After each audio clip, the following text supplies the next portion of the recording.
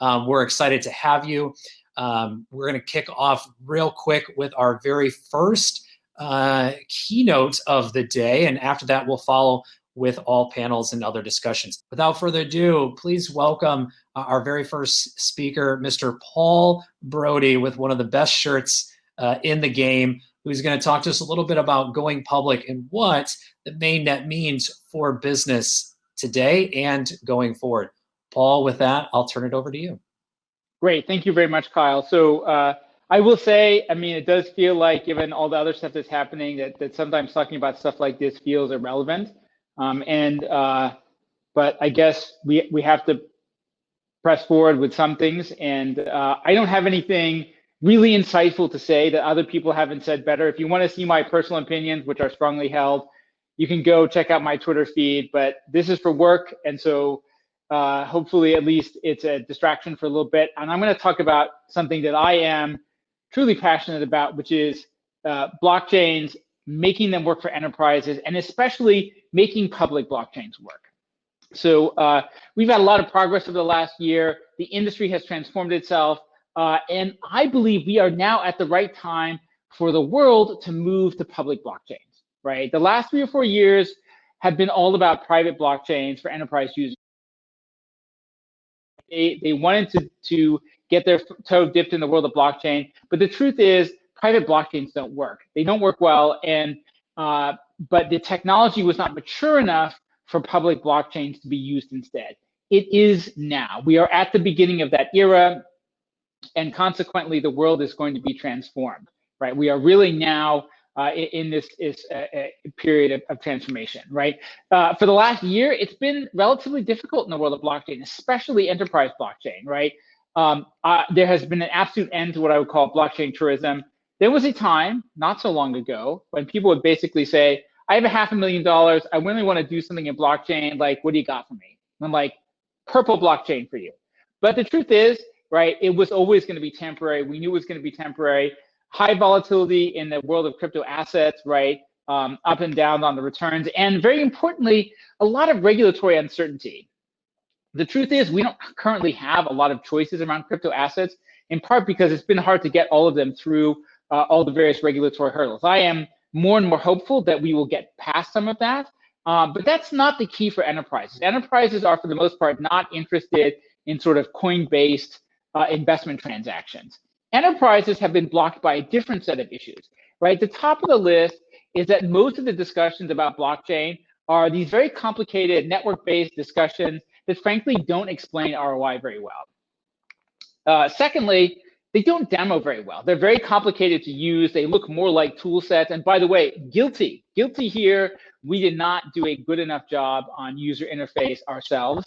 And we saw that payoff with clients who are like, so what exactly does this do? And it was my mistake, I think, in some respect, because I thought, hey, if the system is mostly going to work by integrating into an enterprise backend system, do we need a UI? It turns out you do, because you need it to explain what's going on. You need it to visualize. You need to help clients understand the process that's going through. And then finally, most importantly, a lack of privacy, right? And a lack of security, right? Public blockchain solutions had no privacy until fairly recently. And even private blockchains are not really that private. They limit the number of participants in the blockchain, but within the blockchain, much of the data is public, too much in many cases. So lots of obstacles to progress. And in facing up to these challenges, we really kind of saw the growth rate in enterprise blockchain trickle off. Now, I don't have the data for other companies, but I can tell you what happened for us, right? And we did manage to continue to grow our business over the last year, but not quite at the blistering pace of the 2 prior years. And we've grown it across the board, but it's been somewhat slower. However, in that progress, there are some really good bright spots. And first and foremost, it's the uncovering of more and more very clearly defined, well-implemented, ROI-driven solutions, right? The top of the one that is really hot right now, and it's gotten a lot of traction, is something we're doing with the city of Toronto, and we expect to see deployed in governments around the world, which is Public Finance Manager. One of the big things that's going to happen over the next couple of years is governments are going to deploy trillions of dollars in stimulus spending. And Eventually, they're going to want some accountability for that. Now, governments have mechanisms in place already to drive accountability, but they're not usually very fast. And so the idea behind EY's Public Finance Manager is governments can allocate funding, which is tokenized, to agencies and organizations which drive programs and metrics, and in turn are handed out, those monies are handed out to individual nonprofits, entities, businesses, et cetera, which have performance goals and objectives, right? And then they are able, through the blockchain, without imposing a single centralized system on everybody, a blockchain-based system that allows people to both parcel funding down out to regions and divisions and groups and organizations, and collect accountability back up. We've implemented this in the city of Toronto. We have a bunch of other clients around the world that are testing and piloting this right now, and we see this as clear ROI-driven use cases to combat fraud, waste, and abuse, and speed up the value that people get for their tax dollars. Second thing we did over the last year was we have reorganized our organization to drive ourselves towards integrated SaaS applications. And the first one that we've launched at blockchain.ey.com is a smart contract review tool. We believe in a future where companies are mostly transacting with each other, right? They're doing that through secure smart contracts. Well, if you're not a developer, how do you know what the smart contract does? Do you know if it complies with things like the functionality rules of an ERC-20, security standards, quality rules, operational efficiency? What we have done over the last year is build a tool that implements thorough testing, 87 specific ERC-20 tests, another 58 general tests that you can use on blockchain code. And as a result, you can actually get a really good sense of, does your token or your asset operate efficiently? Does it comply with known standards? And that is available at blockchain.ey.com. And it's actually at the moment free of charge for the ERC-20 version. And we've got more stuff coming, including other token types. And thirdly, in addition to our operational work, we've got over 130 blockchain audit and assurance clients that we're serving worldwide who are doing material amounts of cryptocurrency, crypto asset, or blockchain-based transactions through their business and need to have that audited, right? I think, we don't know for sure because we don't get all the data, but I think we're probably the largest provider of blockchain audits in the world. And we're really proud of this because we've invested in core technology to enable us to serve multiple different blockchains with multiple different analytical tools and to actually move towards 100% audit, right? And so a question you should ask yourself as you think about working with companies that are transacting on blockchains is, do they have an auditor? How do I know what they're doing is on the up and up? Our mission over the last few years has not changed. Our big priority has been that we believe blockchains are fundamentally a B2B technology, right? It is true that a lot of very sophisticated end users out there, they're able to manage their own blockchain interactions. They can be their own bank. But we think for the majority of people, both as individuals and as enterprises, this is a back-end B2B technology. And we think it is most transformational when it is applied to how companies interact with each other. We believe it will do for business ecosystems and business networks what traditional enterprise resource planning, ERP software, did inside the enterprise. Now, not everybody has had the joy of being through an enterprise software implementation, or for that matter, the post-ERP implementation therapy that they usually need. But what ERP did was it allowed companies to make sure that the left hand knew what the right hand was doing. It stitched up both data and process together. But ERP is centralized. It's driven from the top. CEOs or CIOs say, you will all use this application, whether it's SAP or Oracle, or for that matter, QuickBooks, right? It's driven from the top and it's centralized, right? Companies operating with each other don't have the same comparable set of solutions. And we believe blockchain has the ability to fill that in and have a transformational effect on how companies operate. The last year has seen enormous amount of industry changes going on. And I'm not going to dwell too much on that, but I want to just recap a few and hit on a couple in a bit deeper dive. So first of all, we see globally 4 big shifts. And the number one that no one is talking about sufficiently is China becoming a global blockchain superpower. And because this is a global Mainnet conference and not a China-focused one, I'm not going to dive into this. But blockchains in China are now huge. The government has made it a strategic priority. They're launching the world's first truly digital currency. It may not technically be a blockchain, but make no mistake, it will be every bit as transformational, and it will come with smart contracts, and that will be transformational. Secondly, DeFi. The emergence of DeFi, I don't need to explain it to anybody who's probably watching this, but it is truly transformational. It turns finance into Lego blocks, and it's going to have a huge impact on the industry. The two I'm going to dive into just a little bit more today are, number one, the acceptance of public blockchains, which has gone through a sea change, and number two, the industrialization of privacy technology, which is key for its adoption in the enterprise. The most unexpected and delightful result that we saw in the last year was this new acceptance of public blockchains. I have always truly believed that the whole model of private blockchains doesn't work very well. If I'm a car company and I want to deal with a warehouse company and I need logistics and shipping and financing, if you tell me I have to join 5 different blockchains to do that, it's not clear to me how that's any better than just, faxing me the order or emailing it to you, right? Sounds like a system integration nightmare, right? And sure enough, right, when we commissioned a survey by Forrester Research, we asked them to go talk to companies that had implemented blockchains. And 230 of them had done private blockchains. And the data was kind of amazing, right? Only 1% joined a consortium. 31% joined somebody else's blockchain. But 67% started their own. Those numbers are terrible. You do not have to be a math expert to understand that if the average private blockchain only has 0.5 users other than the founder, there's no network effect. Blockchains are a network technology. If you don't have any other users, any other companies, any other participants, it's kind of pointless. The good news out of all of this is people are really starting to recognize that the future are public blockchains because of that network effect. But the key obstacle going forward in the past has always been privacy, right? If you can't have privacy on the public mainnet, then enterprises and strategic investors and institutional investors are not going to dive in, right?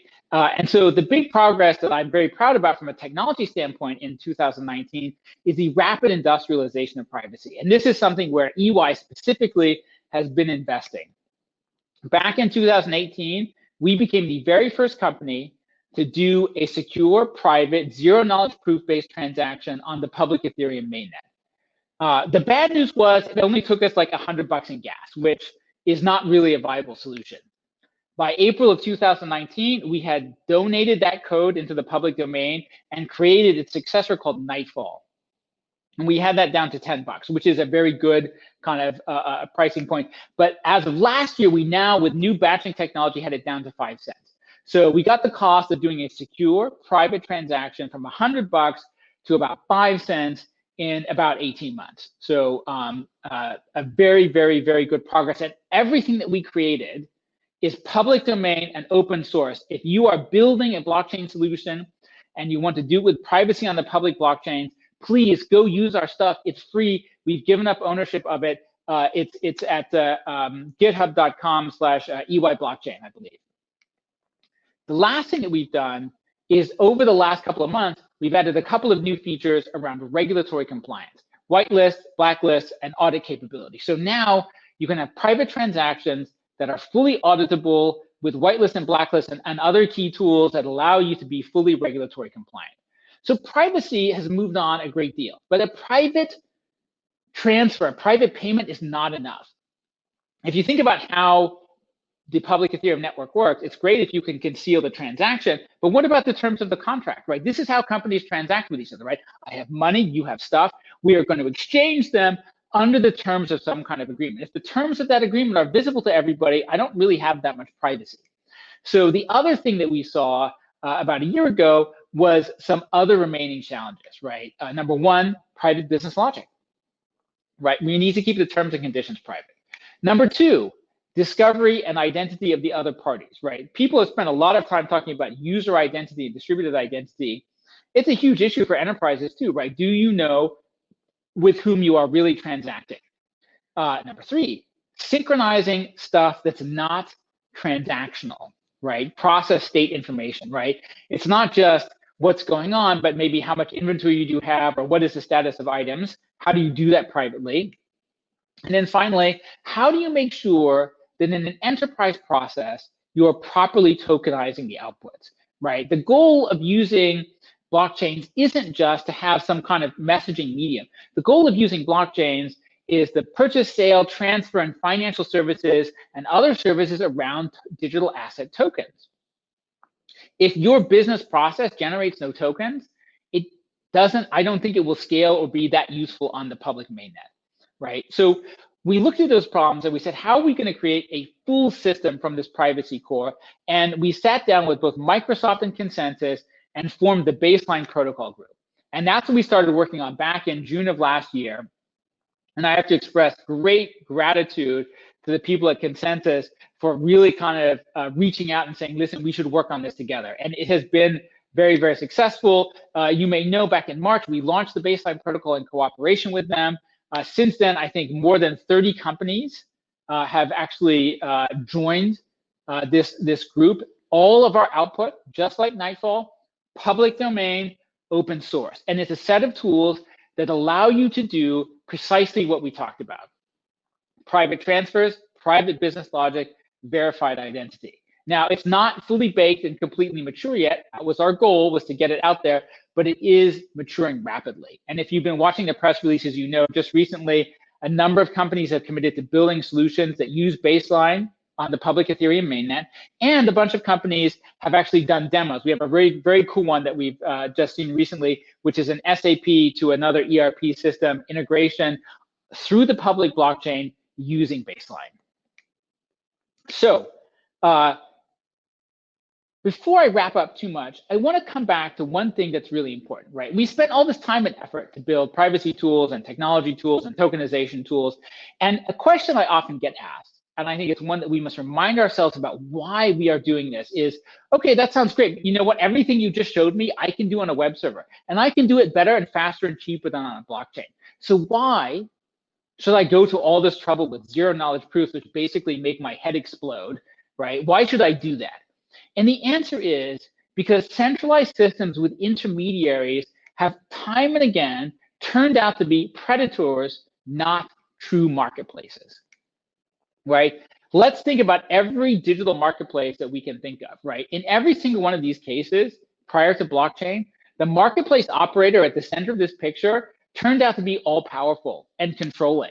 And sooner or later, usually sooner, once they had that critical mass of users and customers and were on that wonderful path of zero marginal cost and rapid scale, they went down this path of rapidly raising prices, tilting the playing field in their own direction. The beauty of public blockchains with privacy tools is we can have all the complexity, the business rules, the coordination that you get in a private digital marketplace without having to hand over our data or our business controls to a potential future monopolist and or competitor. And it's really important to remind companies that the reason for doing things on the blockchain is so that you don't wake up one day and discover that you're just a minor player in someone else's digital show, right? From an EY perspective, it's kind of cool and scary, right? If you work with us, you know we are 100% committed to open standards and public blockchains. And by the way, can I just take a moment to call out BS on some of the people who are running around saying our stuff is open source.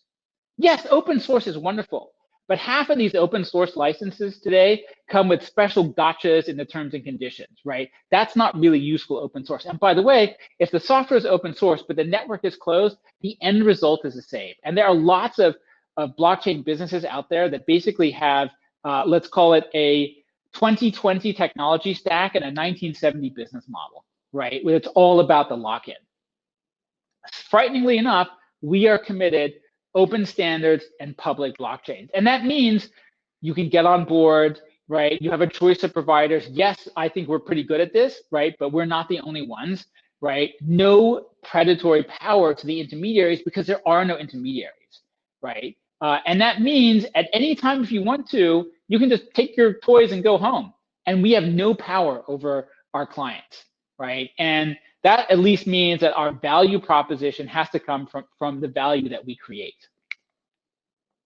So what are we trying to create? So I've talked a little bit about the security vision that we have. I've mentioned the fact that our big focus, one of our big focuses is on audit and assurance. right? We really believe that we want to put in place all the things that are required for companies, big and small, to safely, securely, privately, and in a regulatory compliant way, do business on the blockchain. One of my colleagues, who is hilarious, she's always like, listen, the value prop of working with a big accounting firm like EY is that you probably won't go to prison. And I think that's true. I'm not aware of any of our clients at this time who are currently in prison. And I'd like to keep it that way, right? So all joking aside, right, our vision is to enable these kinds of services and to make CFOs and CIOs and chief security officers and VPs of supply chain comfortable that not only does this stuff work, and not only is it secure, but it creates enormous value, right? Now, not everyone has had the joy of ERP, but I will tell you, like, our goal is to integrate with our blockchain enterprise tools information and process across enterprise boundaries, and to do so using tokens and smart contracts. The first product that we are going to deploy that's based on the baseline protocol is Opschain 4.0, a network procurement module.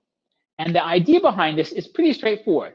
We are taking a typical enterprise process, which is buying stuff. And this is why, you know, we do this. We picked procurement as our first product for a couple of important reasons. Number one, this is how non-financial services companies transact with each other, right?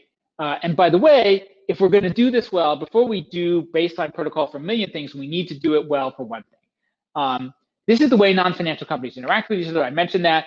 Procurement is perfect for blockchain because you're buying assets, stuff, with other stuff, usually money, hopefully, and exchanging them under the rules of the contract. That's pretty straightforward. I think it's exactly what blockchains were made for. And lastly, procurement is terribly broken. And it's not broken because companies don't know how to buy stuff. They're very good at buying stuff. But companies have changed enormously, and the tools that they have available to them have not, right? The reality today is that we no longer live in a world of large vertically integrated enterprises that do everything themselves, right? The world that we live in today is that most of the stuff that we buy is made by networks of companies, by whole business ecosystems, right? If you have a smartphone, whatever the name is on that smartphone, the chances are the company that makes it did not actually manufacture it.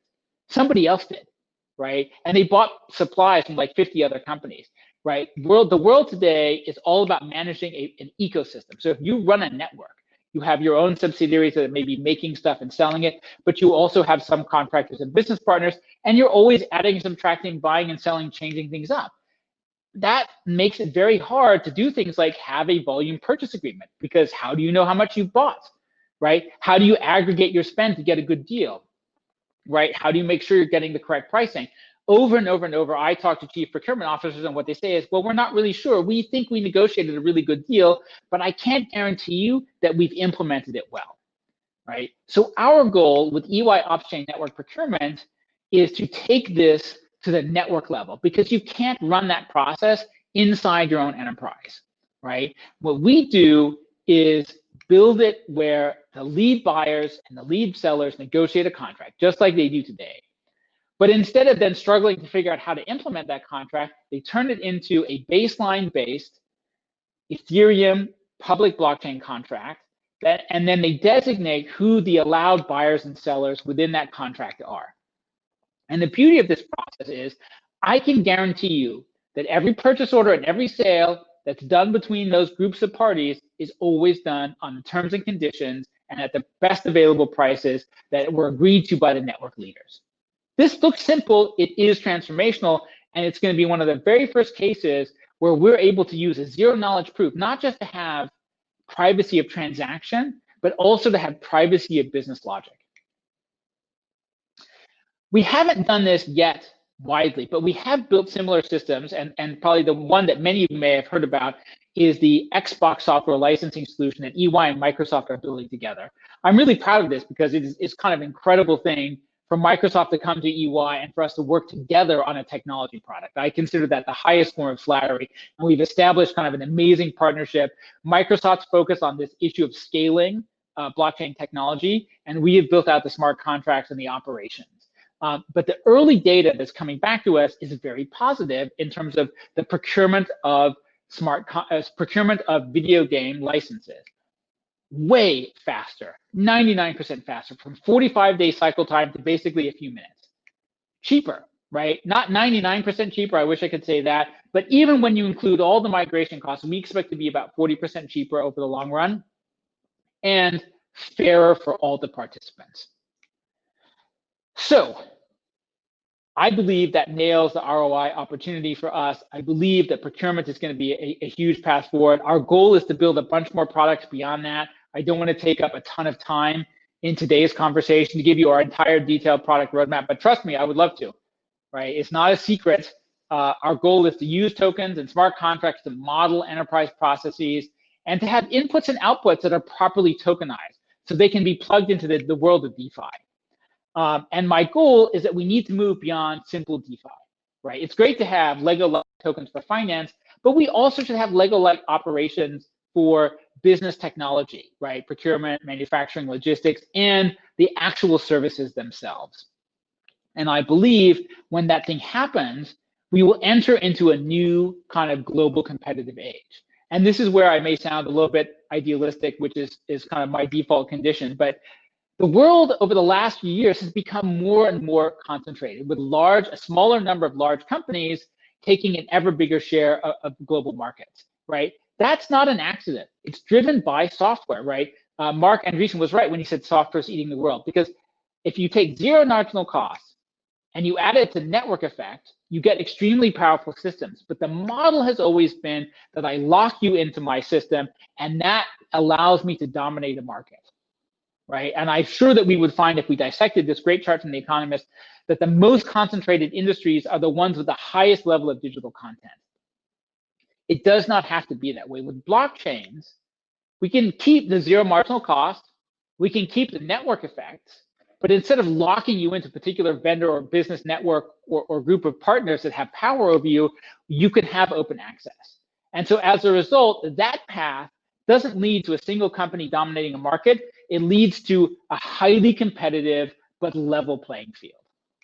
So I'll shut up now. I'll stop sharing my slides, and I will hand it back to Kyle, who will add on the vastly more entertaining other panelists. Thank you very much, Paul, for the great conversation. Some of the questions that we saw in the chat, a lot of those will probably be answered in this next session, so I'm going to hold on asking them directly, and we'll welcome on all of our additional panelists